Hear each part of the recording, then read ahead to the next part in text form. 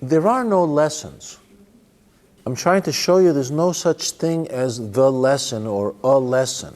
The ideas I've been trying to give you, components, elements, building blocks of what the fundamental movements, what composes, how does the body move in certain ways, on the back, on the side, from the leg, from different parts of the skeleton, from the arm, the movements of the pelvis.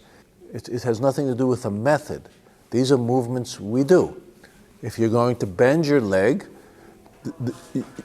you can't not bend it without bending the knee. So if you're going to take the head and it's going to go down or go up, these are movements. It has nothing to do with, these existed before Dr. Feldenkrais, right? For sure.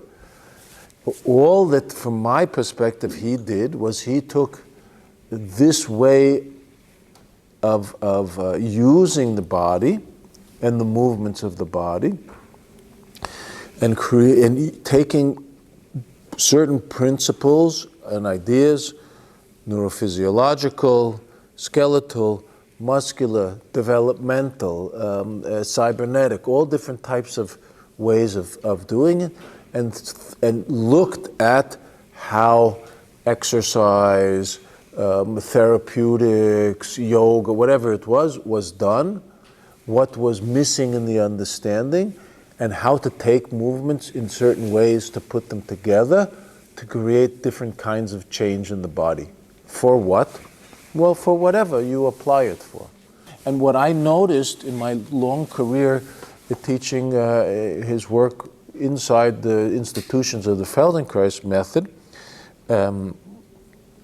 I remember starting before there were any institutions, this was very different, was that I found that it got very stuck in thinking, these are the lessons. This is the lesson for this, and this is for that. And this is this one, and this is that one. Why? Because it was written down in a particular way, and people had to study it. Took them years to learn it, which is true. It takes quite a long time to gather the information. And then it just kept on getting repeated with no fundamental thinking of what composes this and what can be changed and why it happens one way or another way. So my idea pedagogically was to see, well, I don't look at it that way personally, and as my understanding, I never did actually, okay? And how to possibly teach it so people can think differently, sort of from the fundamentals upward, instead of from the top downwards. It's however you want, from the finished products and trying to learn the finished product instead of understanding what creates any of the products.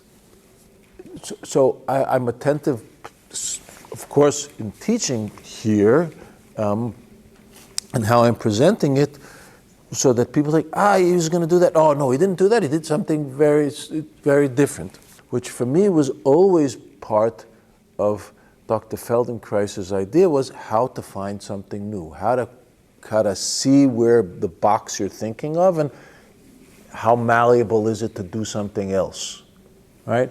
Or it has to be done that way because that's the best way to do it, okay? And if you don't try it, you'll never know. So this is one aspect of the pedagogy here from the people that are coming to study.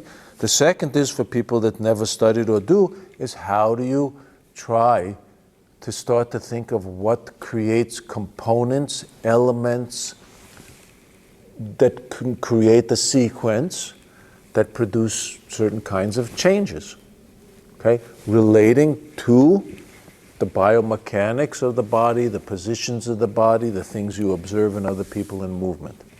In terms of teaching this, is to show there is no the lesson.